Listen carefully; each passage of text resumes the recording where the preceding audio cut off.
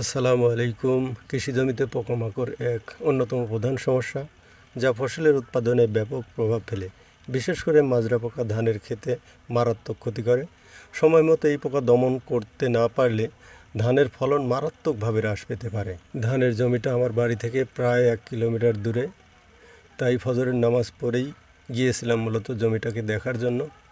জমিতে কয়েকদিন ধরেই মাজরা পোকার আক্রমণ লক্ষ্য করছিলাম, তাই সকাল সকাল বেরিয়ে পড়লাম ধানের জমিতে কীটনাশক স্প্রে করার জন্য। সকালের দিকে বাতাস কম থাকে এবং ধানের পাতায় শিশির বেশি জমা থাকে, ফলে কীটনাশক পাতায় জমে থাকা শিশিরের সাথে মিশে মাইজ পাতার মধ্যে ঢুকে যায়, যার ফলে কীটনাশকের কার্যকারিতা বৃদ্ধি পায়। অল্প কয়েক দিনের মধ্যে ধানের গাছ থেকে ধানের শীষ বের হবে। এই সময়টাতে ধান গাছের গোড়া একটু মিষ্টি হয়, যার কারণে মাজরা পোকার আক্রমণটাও বেড়ে যায়।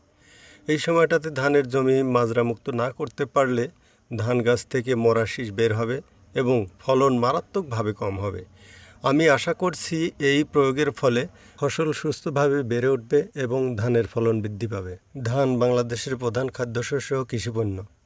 এটি দেশের খাদ্য নিরাপত্তা, পুষ্টি, কর্মসংস্থান এবং অর্থনীতিতে গুরুত্বপূর্ণ ভূমিকা পালন করে। এই খাতের টেকসই উন্নয়ন নিশ্চিত করতে সকলের সমন্বিত প্রচেষ্টা প্রয়োজন। সবাই সুস্থ থাকুন, ভালো থাকুন এবং প্রতিদিন কমপক্ষে একটি ভালো কাজ করুন। আসসালামু আলাইকুম ওয়া রাহমাতুল্লাহি ওয়া বারাকাতুহু।